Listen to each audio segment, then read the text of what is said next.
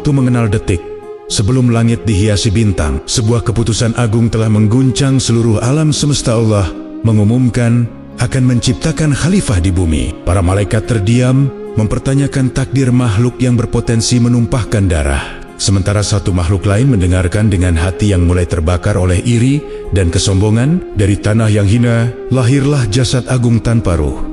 Disaksikan langit dengan takzim dan neraka dengan dengki. Inilah awal dari perang paling tua dalam sejarah.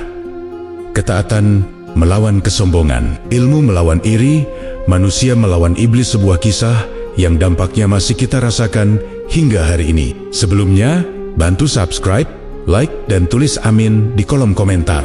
Semoga rezekinya lancar. Amin, ya robbal alamin. Jauh sebelum waktu mengenal detik, dan sebelum cahaya bintang pertama menyentuh langit, alam semesta berada dalam keheningan yang sempurna. Tidak ada pagi dan petang, tidak ada siang dan malam. Hanya ada ketundukan total kepada Sang Pencipta, Allah Subhanahu wa Ta'ala, pemilik segala yang tampak dan yang tersembunyi.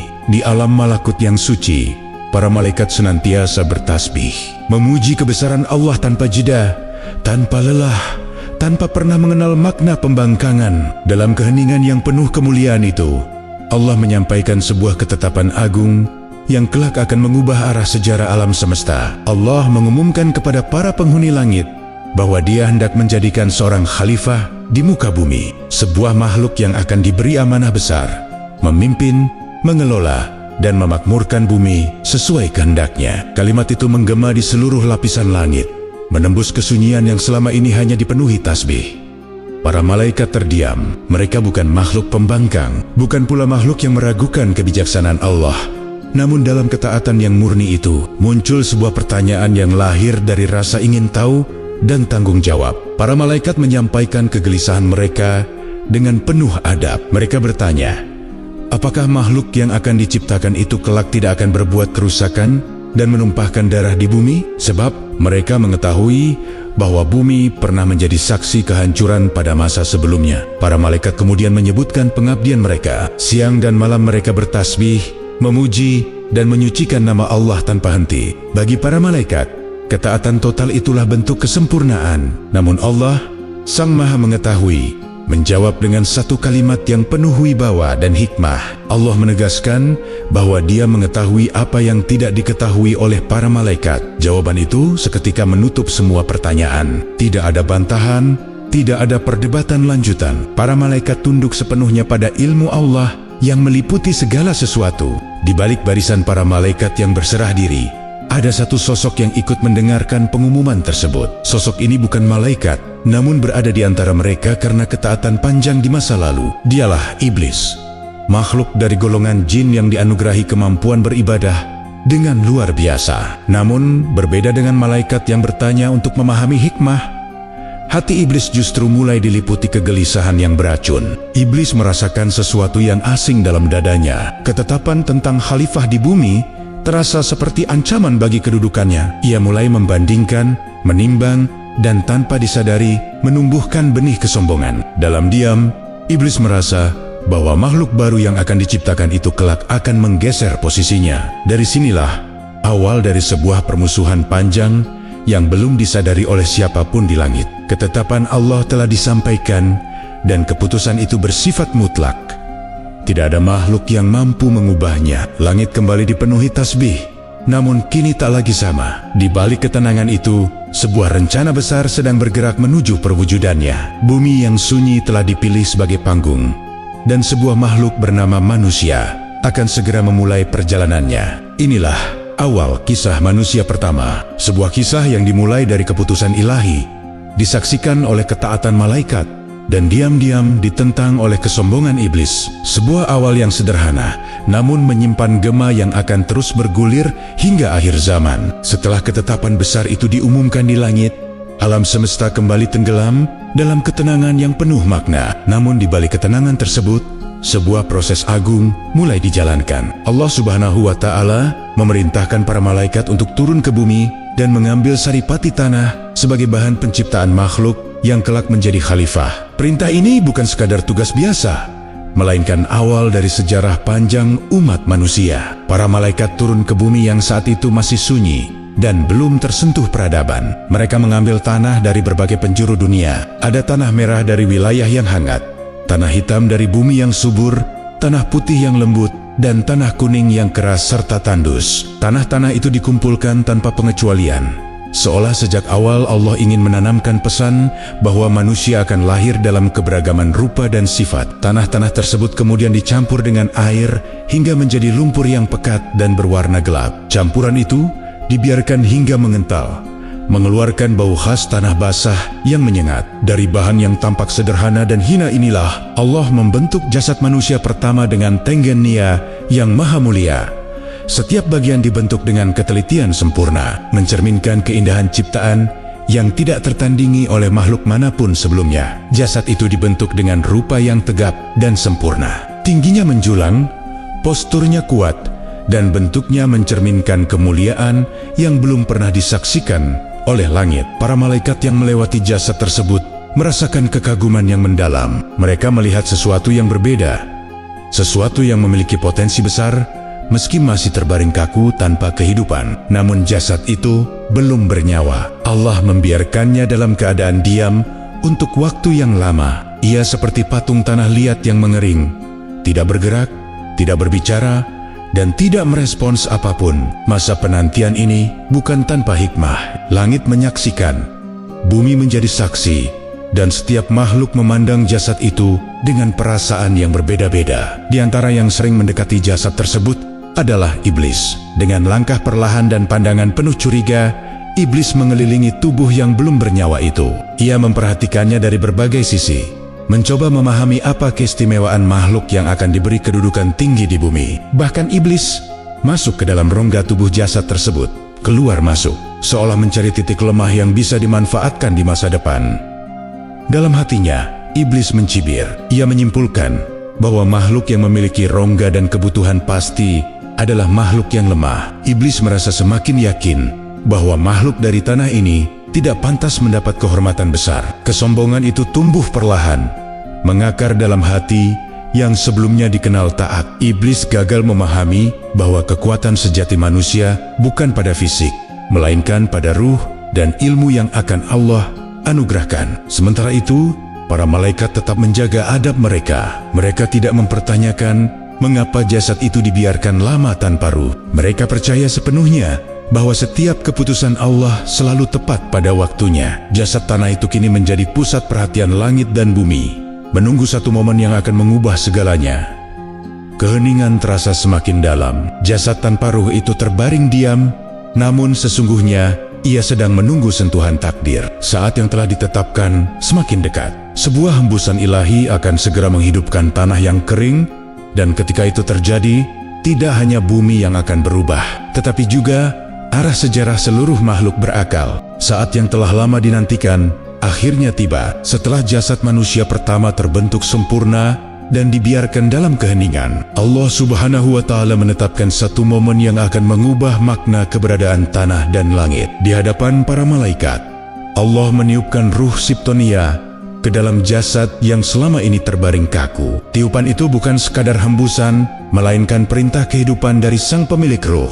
Ketika ruh mulai masuk melalui bagian kepala, sesuatu yang luar biasa terjadi. Mata jasad itu perlahan terbuka, menangkap cahaya surga yang belum pernah disaksikan makhluk hidup sebelumnya. Pandangan pertama manusia tertuju pada keindahan yang tak terlukiskan, seolah hidup langsung diperkenalkan dengan nikmat. Saat ruh mencapai hidung, tubuh itu bersin, dan dari mulutnya keluar kalimat yang belum pernah diucapkan makhluk manapun sebelumnya, Alhamdulillah.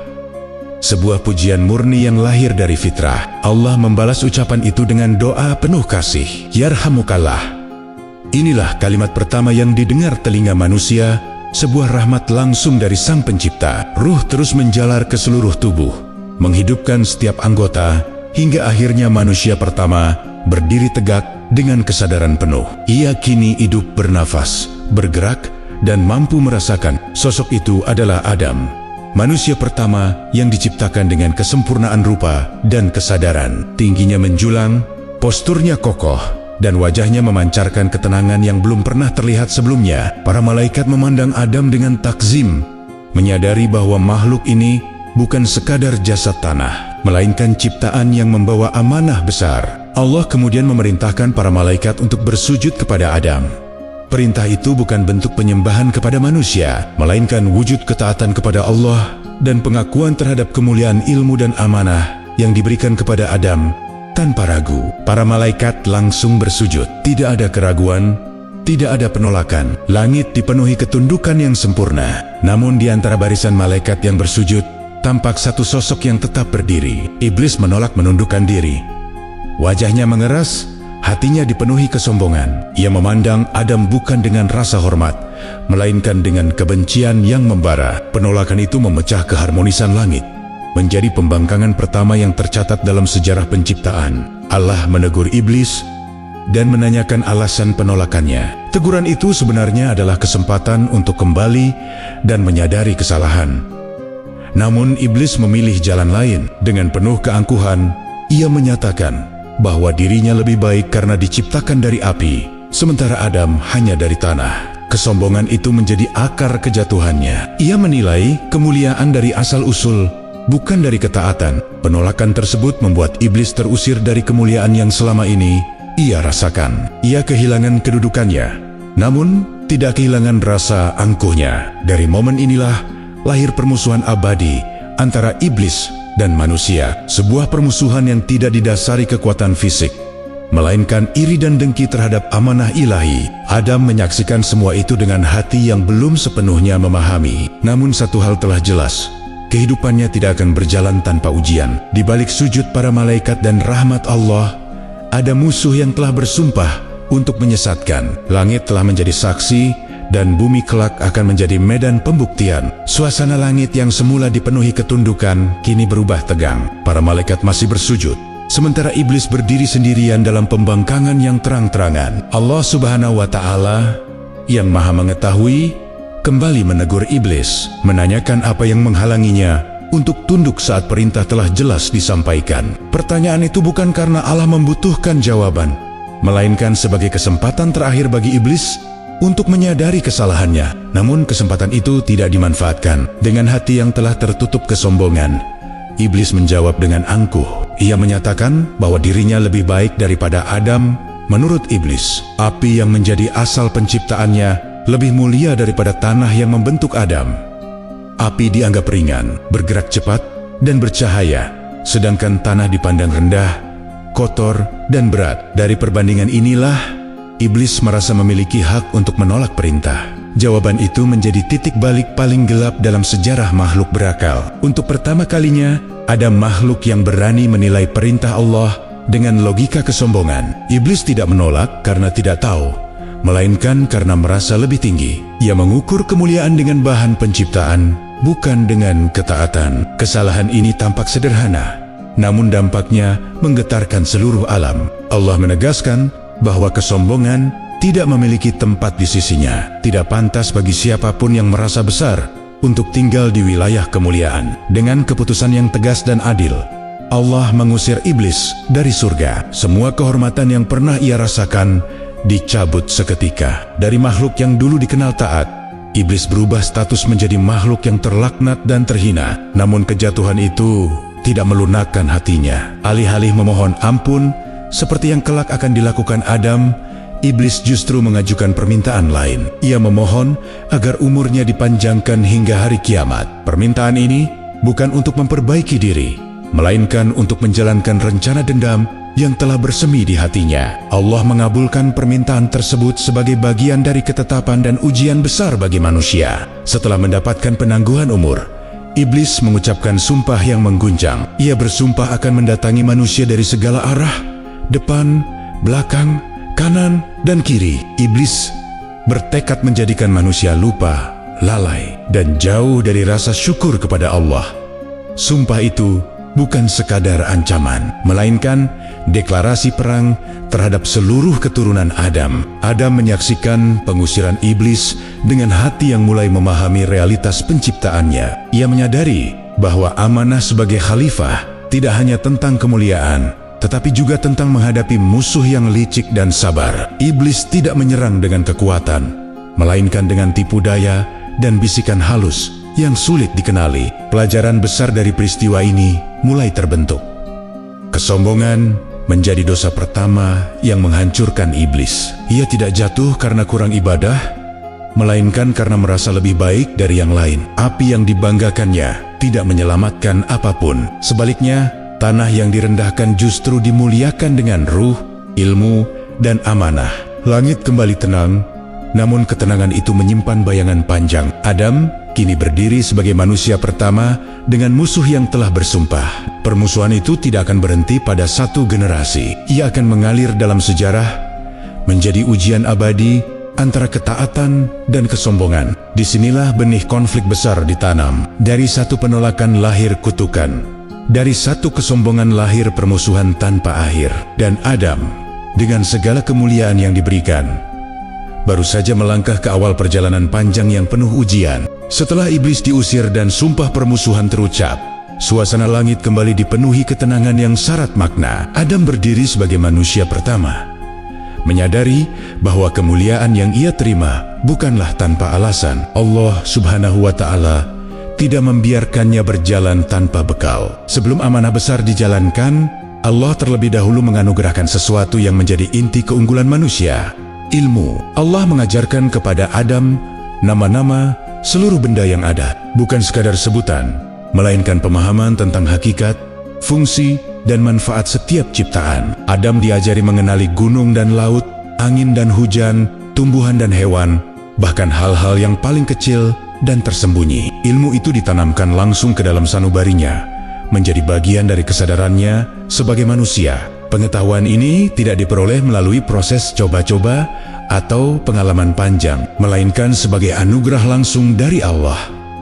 Adam memahami bahwa setiap ciptaan memiliki peran dan keteraturan. Ia melihat hubungan antara satu makhluk dengan makhluk lain, serta keterikatan alam dengan kehendak Sang Pencipta. Inilah ilmu yang kelak menjadi dasar bagi manusia untuk membangun peradaban dan mengenali Tuhan mereka. Setelah Adam menerima pengajaran tersebut, Allah menghadirkan sebuah ujian di hadapan para malaikat. Allah memperlihatkan benda-benda Siptonia dan meminta para malaikat menyebutkan nama-namanya.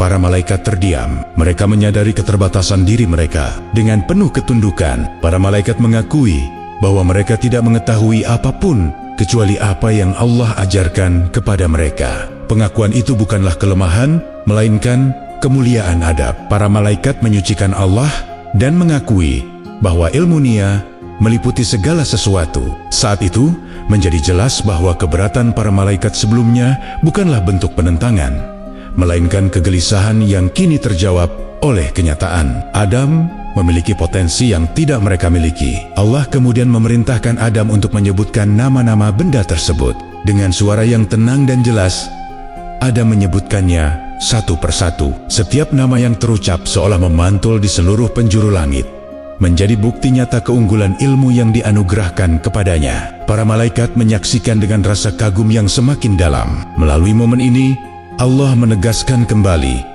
bahwa Dia mengetahui apa yang tidak diketahui oleh para malaikat. Apa yang tersembunyi di hati dan apa yang tampak di hadapan mata berada dalam ilmunya. Kemuliaan Adam bukan terletak pada jasad tanahnya, melainkan pada kemampuan memahami, belajar, dan mengelola amanah dengan ilmu.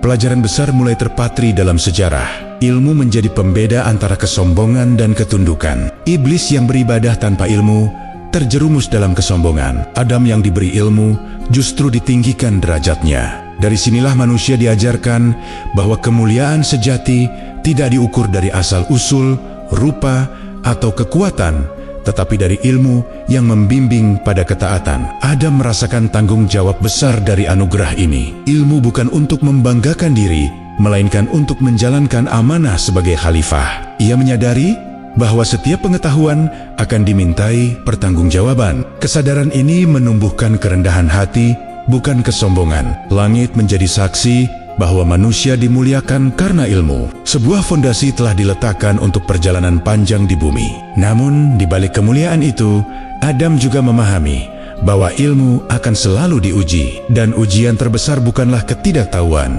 melainkan bagaimana ilmu digunakan di tengah godaan dan bisikan musuh yang tak pernah lelah.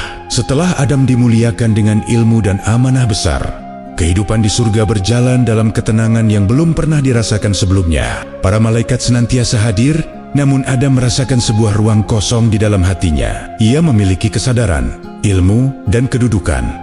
Tetapi tidak ada makhluk lain yang sejenis dengannya untuk berbagi rasa, berbicara, dan saling menguatkan. Kesendirian itu bukan penderitaan, melainkan isyarat akan kebutuhan yang Allah ciptakan dalam fitrah manusia. Allah Subhanahu wa Ta'ala Maha mengetahui isi hati Adam. Dalam kehendaknya yang penuh kasih, Allah menciptakan seorang pendamping bagi manusia pertama. Saat Adam terlelap dalam tidur yang dalam, Allah mengambil bagian dari dirinya dan darinya diciptakan seorang wanita. Proses penciptaan itu terjadi tanpa rasa sakit, tanpa luka, dan tanpa kesadaran Adam. Semua berlangsung dalam ketenangan yang sempurna. Ketika Adam terbangun, pandangannya tertuju pada sosok yang duduk di dekat kepalanya. Untuk pertama kalinya, ia melihat makhluk yang serupa dengan dirinya, namun memiliki kelembutan yang berbeda. Hatinya bergetar oleh rasa yang belum pernah ia kenal sebelumnya. Adam bertanya, siapa sosok itu dan mengapa ia diciptakan? Wanita itu menjawab dengan tenang bahwa dirinya diciptakan agar Adam merasa tentram di sisinya. Allah memberi nama wanita pertama itu Hawa, karena ia diciptakan dari sesuatu yang hidup. Pertemuan Adam dan Hawa menjadi awal dari sejarah kasih sayang manusia. Keduanya saling mengenal tanpa dusta, tanpa prasangka, dan tanpa rasa takut. Tidak ada masa lalu yang membebani, tidak ada luka yang harus disembuhkan. Hanya ada ketulusan dan ketenangan yang Allah tanamkan di antara mereka. Allah kemudian menikahkan Adam dan Hawa dalam ikatan yang suci. Hubungan mereka diberkahi dan ditempatkan di surga yang penuh kenikmatan. Mereka diberi kebebasan untuk menikmati segala yang ada di dalamnya. Buah-buahan yang tak pernah habis, sanggai-sanggai yang mengalir jernih, dan suasana yang tidak mengenal lelah maupun lapar. Setiap langkah mereka dipenuhi rasa syukur. Namun di tengah kebebasan itu, Allah menetapkan satu batasan. Adam dan Hawa diperintahkan untuk tidak mendekati satu pohon tertentu. Larangan itu disampaikan dengan jelas dan tegas. Jika mereka melanggarnya, mereka akan termasuk orang-orang yang zalim. Bagi Adam dan Hawa, perintah itu terasa ringan. Menjauhi satu pohon di tengah ribuan kenikmatan bukanlah hal yang sulit. Hari-hari mereka berlalu dalam keharmonisan. Adam dan Hawa berjalan di taman surga, saling berbagi cerita dan memuji kebesaran Allah. Tidak ada rasa khawatir, tidak ada ketakutan akan kehilangan. Surga menjadi tempat di mana ketaatan terasa mudah dan nikmat. Namun ketenangan itu diam-diam diawasi oleh mata yang penuh dendam. Iblis yang telah bersumpah untuk menyesatkan manusia melihat kebahagiaan Adam dan Hawa sebagai sesuatu yang harus dirusak. Ia memahami bahwa manusia tidak bisa dipaksa dengan kekerasan. Godaan harus masuk melalui celah yang paling halus. Pohon terlarang itu menjadi pusat perhatian iblis. Ia tahu bahwa larangan seringkali membangkitkan rasa ingin tahu. Dari sinilah rencana panjang mulai disusun. Kehidupan Adam dan Hawa masih tampak sempurna, tetapi sebuah ujian perlahan mendekat. Ketenangan yang Allah berikan bukan tanda akhir perjalanan, melainkan awal dari pembuktian. Adam dan Hawa telah diberi cinta, kebebasan, dan batasan. Di antara tiga hal inilah, manusia akan belajar makna ketaatan. Dan tanpa mereka sadari, ujian yang akan menentukan arah sejarah umat manusia telah mulai mengintai dari kejauhan. Kehidupan Adam dan Hawa di surga mengalir dalam ketenangan yang sempurna. Setiap hari dipenuhi rasa syukur. Setiap langkah terasa ringan tanpa beban. Larangan untuk tidak mendekati satu pohon tertentu tidak pernah menjadi pikiran yang mengganggu. Di tengah ribuan kenikmatan yang Allah berikan, satu batas kecil itu terasa seperti pagar yang mudah dijaga. Namun bagi iblis, justru batas itulah yang paling menarik. Ia memahami tabiat manusia dengan sangat teliti. Iblis tahu bahwa manusia tidak tergoda oleh banyaknya kenikmatan, melainkan oleh satu hal yang dilarang. Dari kehauan iblis mulai mengamati kebiasaan Adam dan Hawa, menunggu saat yang tepat untuk menyusupkan bisikan tanpa terasa. Iblis tidak datang dengan wajah menakutkan atau ancaman kasar. Ia memilih pendekatan yang lembut dan bertahap. Pada awalnya, bisikan itu hanya berupa pertanyaan kecil yang tampak sepele. Mengapa ada satu pohon yang dilarang? Mengapa di tengah kebebasan yang luas masih ada batasan? Pertanyaan-pertanyaan ini tidak langsung menggoyahkan iman, tetapi mulai mengusik rasa ingin tahu. Adam dan Hawa pada mulanya mengabaikan bisikan tersebut. Mereka mengingat dengan jelas perintah Allah dan tidak memiliki alasan untuk melanggarnya. Namun, iblis tidak berhenti. Ia mengulangi bisikan itu di waktu-waktu yang berbeda. Saat hati sedang lengah, saat pikiran sedang tenang, tanpa kewaspadaan. Setiap bisikan dirancang agar terdengar seperti nasihat, bukan godaan. Iblis mulai membangun narasi yang lebih halus. Ia menggambarkan pohon terlarang itu sebagai sesuatu yang istimewa. Ia membisikkan bahwa pohon tersebut memiliki rahasia besar, sesuatu yang tidak dimiliki pohon lain di surga. Perlahan, iblis menanamkan kesan bahwa larangan itu bukan karena bahaya, melainkan karena ada keistimewaan yang disembunyikan. Hawa mendengar bisikan itu lebih sering, bukan karena kelemahan, melainkan karena kelembutan hatinya. Ia tidak curiga, sebab selama ini tidak ada makhluk yang berani berdusta di surga. Hawa menyampaikan kegelisahan kecil itu kepada Adam. Adam menenangkan Hawa dan mengingatkan tentang perintah Allah. Untuk sesaat, bisikan itu kembali mereda. Namun iblis adalah makhluk yang sangat sabar dalam kesesatan. Ia memahami bahwa keyakinan jarang runtuh dalam satu langkah. Ia terus menyusun kata-kata dengan rapi, seolah-olah peduli dan ingin kebaikan. Iblis mulai menanamkan enggon-enggan tentang masa depan, tentang kemungkinan hidup lebih lama, tentang kedudukan yang lebih tinggi. Perlahan, pohon yang sebelumnya tak berarti mulai hadir dalam pikiran Adam dan Hawa, bukan sebagai keinginan untuk melanggar, tetapi sebagai rasa penasaran yang terus berulang. Inilah celah yang paling berbahaya, saat larangan Allah tidak lagi terasa tegas di hati, melainkan hanya sebagai aturan yang bisa dipertanyakan. Suasana surga masih indah, namun ketenangan batin mulai terganggu. Adam dan Hawa tetap taat, tetapi pikiran mereka mulai terbagi. Iblis terus mendekat tanpa terlihat, menyusup di antara jeda-jeda kesadaran. Ia tidak memerintahkan, tidak memaksa,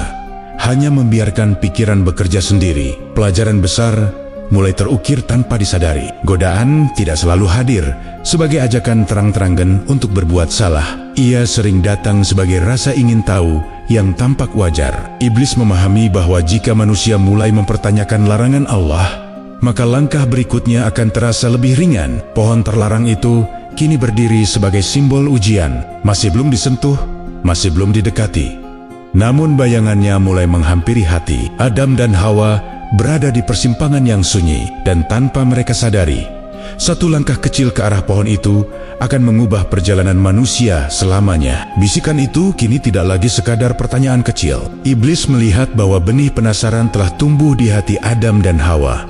Larangan Allah masih diingat, namun tidak lagi terasa sekuat sebelumnya. Di saat inilah, iblis melangkah lebih dekat, bukan dengan paksaan, melainkan dengan tipu daya yang dibungkus kata-kata manis. Iblis mendekati Adam dan Hawa dengan sikap seolah penuh empati. Ia tidak menampakkan diri sebagai musuh, melainkan sebagai sosok yang peduli dan ingin berbagi rahasia. Dengan suara yang lembut, iblis mulai menyampaikan alasan mengapa pohon itu dilarang. Ia mengatakan bahwa larangan tersebut bukan karena bahaya, melainkan karena pohon itu menyimpan keistimewaan besar. Iblis membisikkan bahwa siapapun yang memakan buah pohon itu akan menjadi makhluk yang lebih tinggi derajatnya. Ia menyebut kemungkinan menjadi seperti malaikat, makhluk yang tidak mengenal lelah dan hidup dalam kemuliaan. Lebih dari itu, iblis menambahkan janji yang paling menggoda, yaitu kehidupan yang kekal tanpa akhir. Kata-kata ini disusun dengan rapi, menyentuh sisi terdalam keinginan manusia. Adam mendengar bisikan itu dengan hati yang mulai bimbang. Ia mengingat perintah Allah,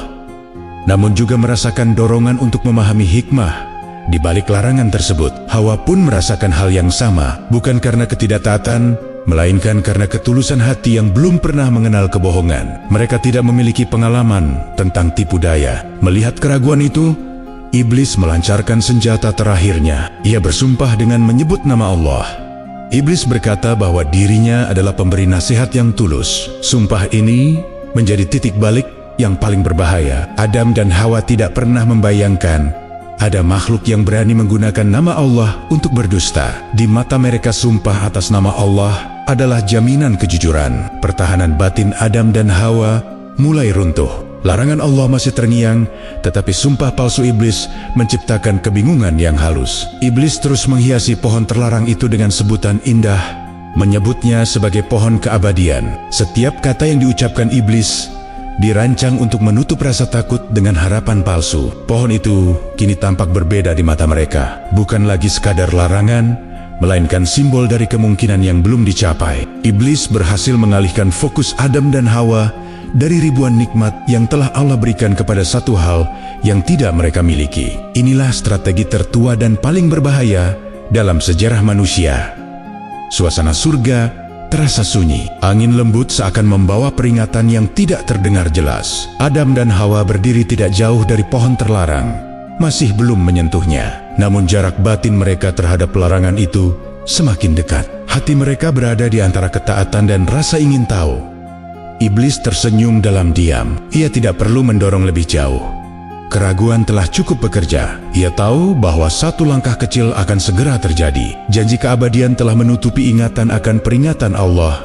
Dalam keheningan itu, sejarah manusia berada di ambang perubahan besar. Pelajaran pahit mulai terlihat. Musuh manusia tidak selalu datang dengan ajakan berbuat jahat secara terang-terangan. Ia sering datang membawa janji kebaikan yang tampak masuk akal. Adam dan Hawa kini berdiri di hadapan pilihan yang tampak sederhana, namun akan membawa dampak yang tak terbayangkan. Bayangan pohon itu menjulang dalam kesadaran mereka, dan tanpa mereka sadari, satu keputusan yang tampak kecil akan segera mengakhiri ketenangan surga dan membuka babak baru yang penuh penyesalan, ujian, dan perjalanan panjang di bumi. Di bawah bayang-bayang pohon yang selama ini dijauhi, Adam dan Hawa berdiri dalam keheningan yang berat. Surga tetap indah seperti sedia kala, namun hati mereka tidak lagi setenang sebelumnya. Bisikan iblis telah menanamkan keraguan yang halus, membuat larangan Allah terasa jauh, seolah hanya gema yang memudar. Angin surga berembus lembut, seperti membawa peringatan yang nyaris tak terdengar.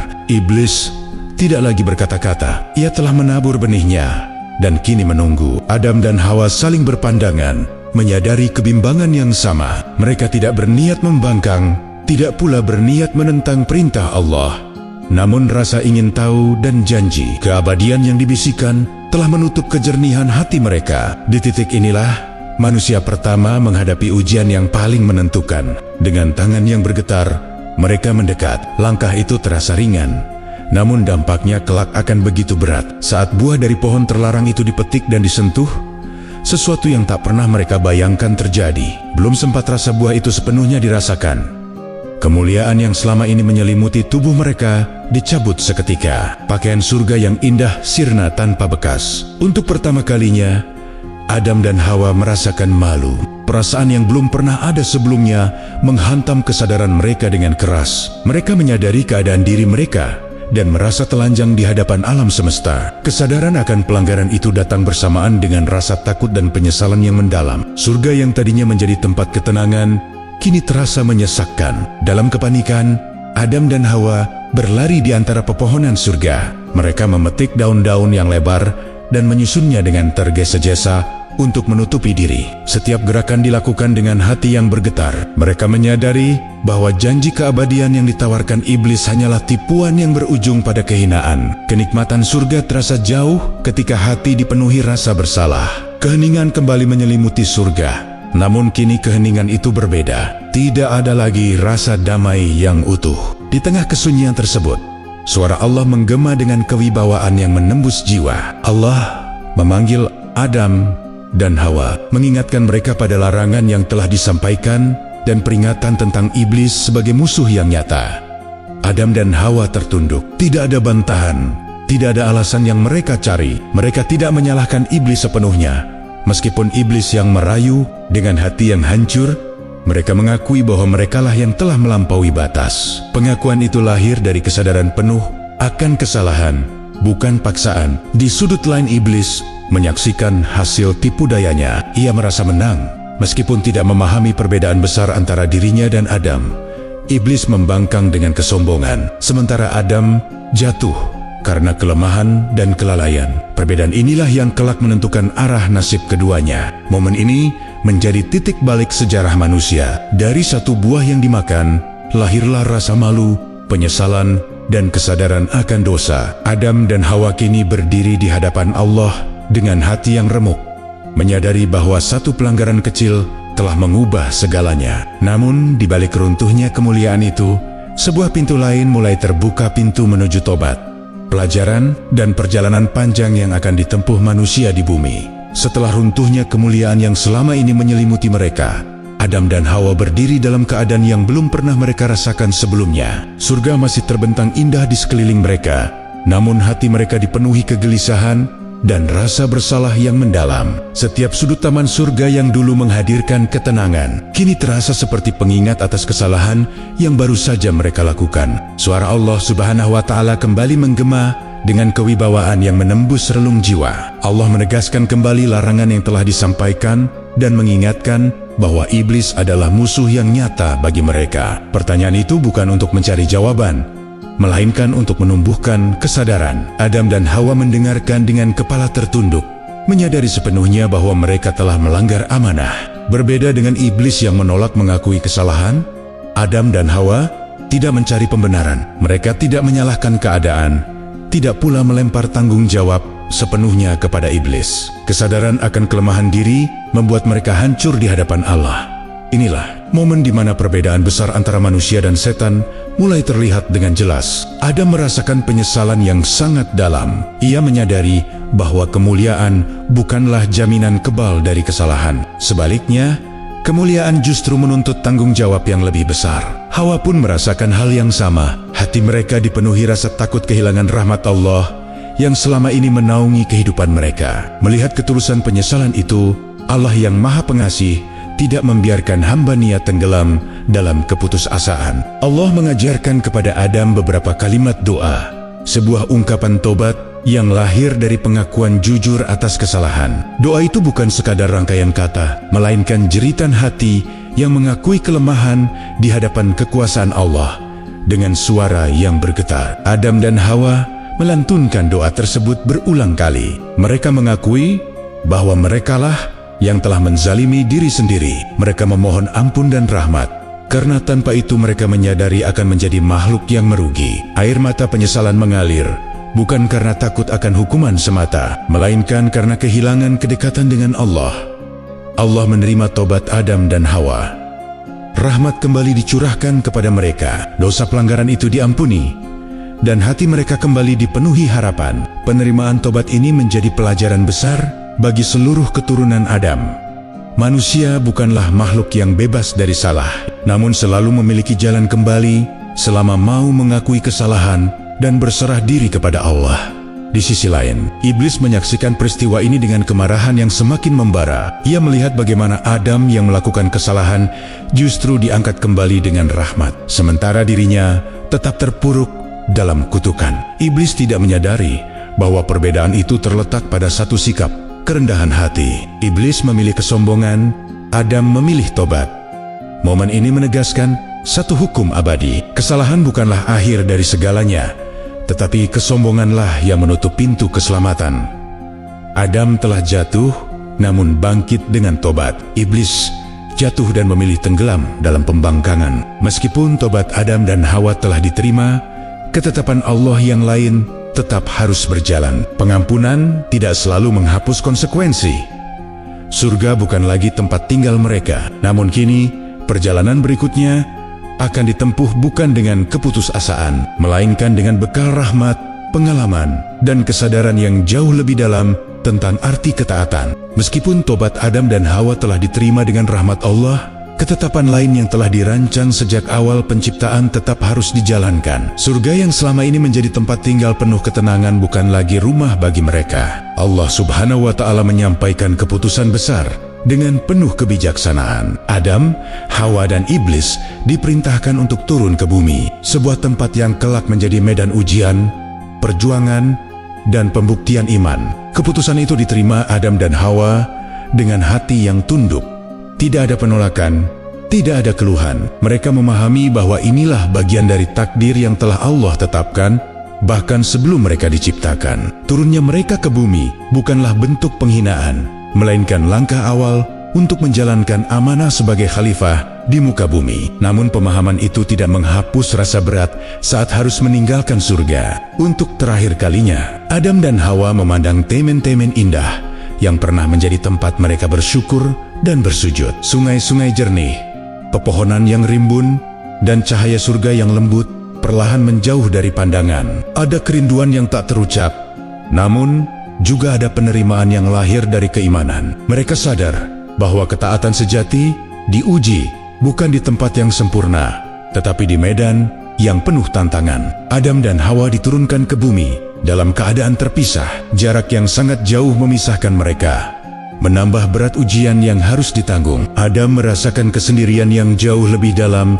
dibandingkan saat pertama kali diciptakan. Hawa pun merasakan hal yang sama. Namun di balik perpisahan itu, Allah menanamkan harapan agar mereka saling mencari dengan doa dan kesabaran. Bumi menyambut Adam dengan wajah yang keras dan asing. Tidak ada lagi kesejukan surga yang abadi. Matahari terasa menyengat, angin malam terasa dingin, dan tanah yang diinjak tidak selalu lembut. Untuk pertama kalinya, Adam merasakan lapar dan haus yang nyata. Setiap rasa itu menjadi pengingat bahwa kehidupan di bumi menuntut usaha dan kerja keras. Iblis pun diturunkan ke bumi, namun dengan status yang berbeda. Ia turun sebagai musuh yang terkutuk, membawa sumpah permusuhan yang telah diikrarkannya. Allah menegaskan bahwa permusuhan antara manusia dan iblis telah resmi dimulai. Bumi akan menjadi saksi pertarungan panjang antara kebenaran dan kesesatan, antara ketaatan dan tipu daya. Adam berdiri di atas bumi dengan hati yang penuh doa. Ia tidak pernah berhenti menyebut nama Allah. Setiap langkahnya diiringi rasa rindu kepada Hawa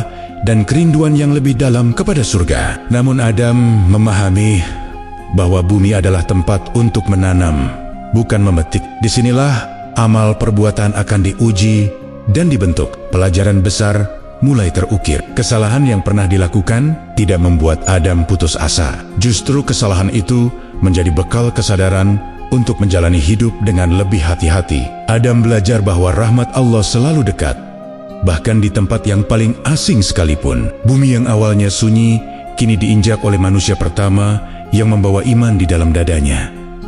Setiap langkah Adam menjadi awal sejarah baru, sejarah tentang kerja keras, doa, kesabaran, dan perjuangan melawan godaan. Dari titik inilah perjalanan manusia di dunia benar-benar dimulai. Sebuah perjalanan panjang yang kelak akan menentukan arah kembali menuju rumah sejati. Hari-hari pertama di bumi terasa panjang dan sunyi. Adam melangkah di atas tanah yang belum pernah ia kenal, menyusuri bebatuan dan hamparan pasir yang kasar. Setiap langkah disertai doa, setiap tarikan napas dipenuhi harap. Ia merasakan rindu yang mendalam kepada Hawa, pendamping yang kini terpisah jauh. Namun lebih dari itu, Adam merasakan rindu kepada ketenangan yang pernah ia rasakan di surga.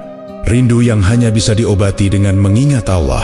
Di tempat lain Hawa menapaki bumi dengan perasaan yang sama. Panas siang menyengat kulitnya, dingin malam merayap ke tulang. Ia berjalan melintasi lembah dan padang pasir yang luas, membawa doa di setiap langkah. Tidak ada petunjuk yang terlihat, tidak ada arah yang pasti, kecuali keyakinan bahwa Allah tidak akan meninggalkan hamba-Nya yang bertobat. Nama Adam terus terucap di bibirnya, menjadi penguat di tengah kelelahan. Waktu berlalu, jarak yang jauh terasa semakin dekat oleh doa yang terus dipanjatkan. Allah Subhanahu wa Ta'ala mengarahkan langkah keduanya menuju satu titik yang sama. Tanpa mereka sadari, jalan yang mereka tempuh perlahan menyatu. Setiap rintangan yang dilewati seolah menjadi penghapus duka dan penebus kesalahan masa lalu. Hingga pada suatu hari, di sebuah padang yang luas dan sunyi, Adam melihat sosok dari kejauhan. Hatinya bergetar. Ada rasa yang sulit dijelaskan, seolah kenangan lama bangkit kembali. Ia mempercepat langkah.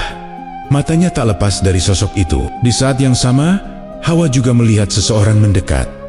Dadanya berdebar, air mata mulai menggenang. Ketika jarak itu akhirnya terpangkas, Adam dan Hawa saling menatap. Tidak ada kata yang langsung terucap. Air mata jatuh tanpa diminta, membasahi wajah yang penuh lelah. Semua rasa rindu, takut, dan harap menyatu dalam satu momen yang begitu mengharukan. Mereka bertemu kembali setelah perpisahan panjang yang menguji iman dan kesabaran. Pertemuan itu terjadi di sebuah tempat yang kelak dikenal sebagai Arafah, dan di atas sebuah bukit kecil yang dinamai Jabal Rahmah, Bukit Kasih Sayang. Di sanalah Adam dan Hawa bersujud bersama, memanjatkan syukur yang mendalam kepada Allah.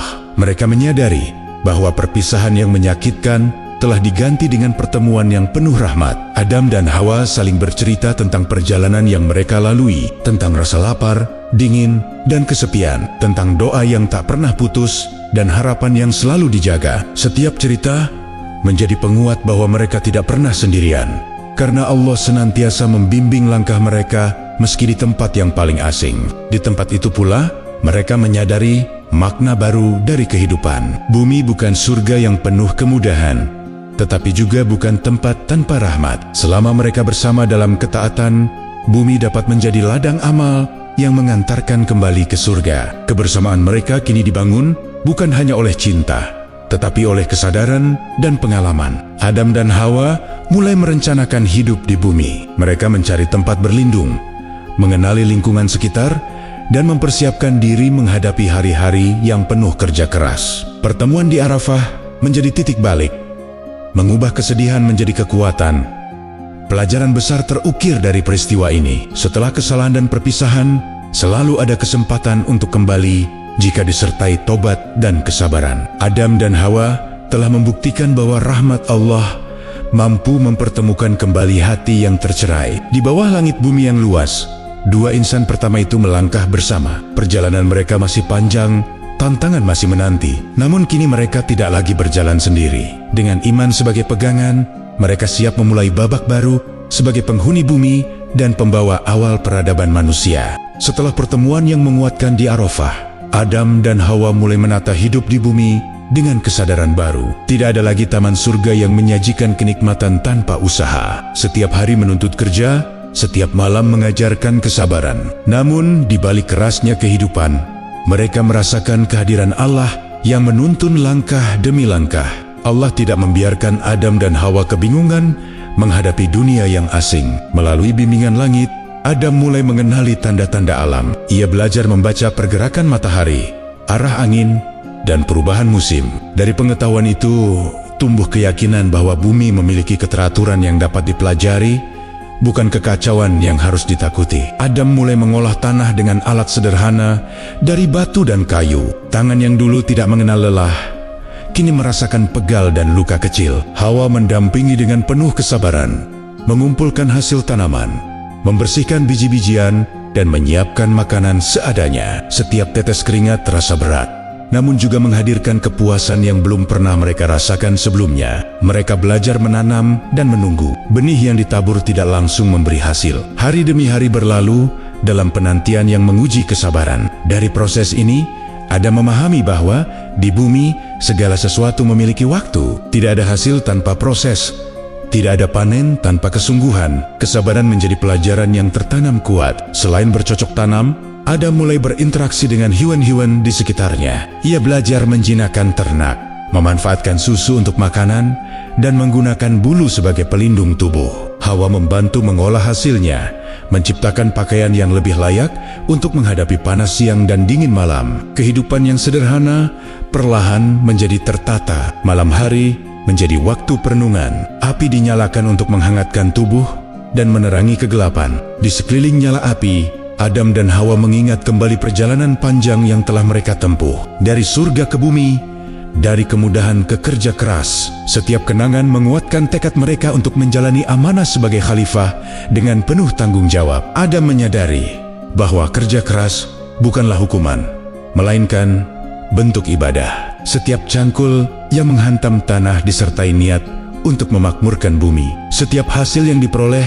disyukuri sebagai karunia, bukan semata hasil usaha. Hawa pun menanamkan rasa syukur dalam setiap kegiatan, menjadikan rumah sederhana mereka penuh ketenangan. Perlahan, lingkungan sekitar mulai berubah. Tanah yang tadinya gersang menunjukkan tanda kehidupan. Tumbuhan tumbuh, ternak berkembang, dan tempat tinggal mereka menjadi pusat awal peradaban manusia. Kesunyian bumi mulai terisi oleh aktivitas yang bermakna, oleh doa yang tak putus, dan oleh kerja yang ikhlas. Pelajaran besar terpatri kuat. Manusia dimuliakan bukan karena bebas dari kerja, tetapi karena mampu menjadikan kerja sebagai jalan mendekat kepada Allah. Adam, manusia pertama dan seorang nabi, tidak malu berkeringat. Ia menunjukkan bahwa kemuliaan sejati lahir dari ketaatan yang diwujudkan dalam tindakan nyata. Di bawah langit yang sama, Adam dan Hawa melangkah mantap. Mereka tidak lagi meratapi kehilangan surga, karena memahami bahwa bumi adalah ladang untuk kembali ke sana. Dengan iman sebagai fondasi dan kerja sebagai ibadah, mereka membangun awal peradaban yang kelak akan diwariskan kepada generasi demi generasi. Waktu berjalan perlahan di bumi yang mulai hidup. Dari kerja keras dan doa yang tak putus, Adam dan Hawa menyambut fase baru yang penuh harap sekaligus gentar. Hawa mengandung untuk pertama kalinya. Kehamilan itu membawa kebahagiaan, namun juga ujian fisik yang belum pernah ia rasakan. Adam mendampingi dengan penuh perhatian, menyadari bahwa amanah sebagai khalifah kini bertambah menjadi orang tua bagi generasi pertama manusia. Tangisan bayi memecah kesunyian bumi. Hawa melahirkan sepasang anak kembar, seorang laki-laki dan seorang perempuan. Kehadiran mereka mengubah segalanya. Adam merasakan cinta yang berbeda, cinta yang menuntut perlindungan, pendidikan, dan keteladanan. Ia mengajarkan tauhid sejak dini, memperkenalkan nama Allah, dan menanamkan adab dalam setiap langkah kecil kehidupan. Beberapa waktu kemudian, Hawa kembali melahirkan sepasang kembar lainnya. Keluarga manusia pertama bertambah, dan bumi yang dulu sunyi kini diisi tawa, langkah kecil, dan harapan. Setiap anak tumbuh dengan kecenderungan yang berbeda. Perbedaan itu tampak sejak awal, seolah Allah ingin mengajarkan bahwa keragaman adalah sunatullah. Kabil tumbuh kuat dan tegas. Ia memilih mengolah tanah, menanam, dan memanen. Tangannya terampil, namun hatinya cenderung keras. Sementara Habil tumbuh lembut dan penuh empati. Ia memilih menggembala ternak, merawat dengan sabar, dan menjaga amanah dengan ketenangan. Dua jalan hidup ini berjalan berdampingan, namun menyimpan potensi benturan. Ketika anak-anak memasuki usia dewasa, Allah menurunkan aturan pernikahan untuk menjaga kelangsungan umat manusia. Aturan itu jelas. Setiap anak laki-laki harus menikahi saudari yang tidak lahir bersamanya. Adam menyampaikan perintah tersebut dengan penuh kebijaksanaan, mengingatkan bahwa ketaatan adalah kunci keselamatan pelajaran yang ia petik dari perjalanan hidupnya sendiri. Namun keputusan itu mengguncang hati Kabil. Ia merasa keberatan, keinginannya berbenturan dengan perintah. Dalam pandangannya, ia merasa lebih berhak atas pilihan yang ia inginkan. Adam berusaha menenangkan, menjelaskan bahwa hukum Allah tidak tunduk pada selera manusia, tetapi benih ketidakpuasan telah tertanam. Iblis melihat celah itu dan tersenyum. Ia tidak perlu berbisik keras, cukup menyalakan api iri di hati Kabil. Iblis menghasut perasaan tidak adil, menumbuhkan perbandingan yang merusak. Sedikit demi sedikit, ketenangan keluarga terganggu. Tatapan berubah, kata-kata mengeras, dan hati mulai dipenuhi prasangka. Habil menyadari perubahan itu. Ia memilih menenangkan diri dengan ibadah dan kesabaran. Ia tidak membalas amarah dengan amarah. Seva linya, ia berusaha menjaga kedamaian dan menyerahkan urusan kepada Allah.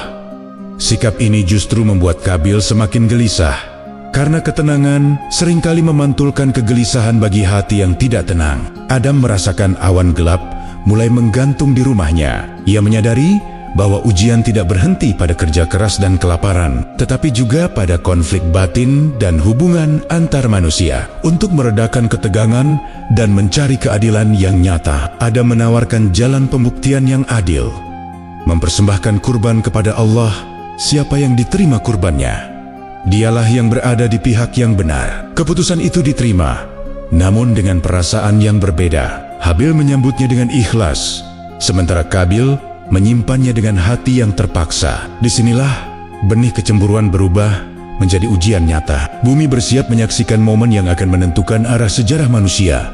Apakah ketaatan akan menang atau nafsu akan menguasai? Hari yang ditentukan tiba dengan suasana yang sunyi dan menegangkan. Di sebuah tempat yang terbuka, Kabil dan Habil berdiri berhadapan dengan hati yang membawa beban masing-masing. Adam menyaksikan dari kejauhan, berharap agar ujian ini menjadi jalan keluar yang adil dan menenangkan. Kurban yang akan dipersembahkan bukan sekadar harta, melainkan cerminan isi hati. Habil melangkah lebih dulu. Sebagai penggembala, ia memilih seekor domba jantan yang paling sehat dan gemuk dari ternaknya. Hewan itu adalah yang paling ia sayangi, namun justru itulah yang ia persembahkan. Habil melakukannya dengan niat yang jernih, semata-mata karena ketaatan kepada Allah. Tidak ada paksaan, tidak ada keluhan. Ia memahami bahwa Allah hanya menerima persembahan dari hati yang bertakwa. Kabil kemudian maju. Sebagai petani, ia membawa hasil tanamannya, namun yang ia pilih bukanlah yang terbaik. Ia mengumpulkan hasil yang layu dan kurang baik, seolah sekadar menggugurkan kewajiban. Hatinya masih dipenuhi rasa kesal dan iri. Kurban itu diletakkan tanpa keikhlasan, tanpa doa yang tulus. Perbedaan niat mulai tampak bahkan sebelum tanda apapun turun. Kedua kurban diletakkan di tempat yang telah ditentukan. Langit seakan menahan napas. Tidak lama kemudian, api dari langit turun dan melahap habis kurban Habil. Api itu menyala terang, menjadi tanda penerimaan yang jelas. Sementara kurban Kabil tetap utuh, tidak tersentuh sedikit pun. Tanda itu tegas, tidak menyisakan ruang untuk penafsiran lain. Habil menundukkan kepala dengan syukur yang dalam. Ia tidak bersuka cita berlebihan, karena menyadari bahwa penerimaan itu adalah amanah, bukan kemenangan atas saudaranya, Kabil. Sebaliknya, merasakan dadanya terbakar amarah. Penolakan itu terasa seperti penghinaan yang melukai harga dirinya. Alih-alih bermuhasabah, ia memilih menyimpan dendam. Kemarahan Kabil memuncak. Ia memandang Habil dengan kebencian yang tak lagi disembunyikan. Ancaman terucap bukan sebagai luapan sesaat, melainkan sebagai niat yang mengeras. Habil mendengar dengan hati yang tenang. Ia mengingatkan bahwa Allah menerima dari orang-orang yang bertakwa. Ia juga menyatakan tidak akan membalas jika diserang, memilih menjadi pihak yang dizalimi daripada menjadi pelaku kejahatan. Kata-kata Habil tidak meredakan amarah, justru menjadi cermin yang memantulkan kegelapan hati Kabil. Iblis yang sejak awal menunggu di celah emosi memperkuat bisikan. Di suatu waktu yang sunyi, saat Habil lengah, Kabil melancarkan perbuatan yang tak pernah terjadi sebelumnya di bumi. Sebuah serangan keji mengakhiri hidup saudaranya. Darah manusia pertama tumpah ke tanah, dan bumi terdiam menyaksikannya. Kabil tersentak oleh kenyataan yang baru saja terjadi. Tubuh Habil terbaring tanpa nyawa. Kemenangan yang dibayangkannya tidak ada. Yang tersisa hanyalah ketakutan dan kebingungan. Ia tidak tahu apa yang harus dilakukan dengan jasad saudaranya. Ia memikulnya ke sana kemari. Hatinya dipenuhi penyesalan yang terlambat. Allah mengirimkan seekor gagak sebagai pelajaran. Gagak itu menggali tanah dan mengubur bangkai gagak lain. Pemandangan sederhana itu menghantam kesadaran Kabil.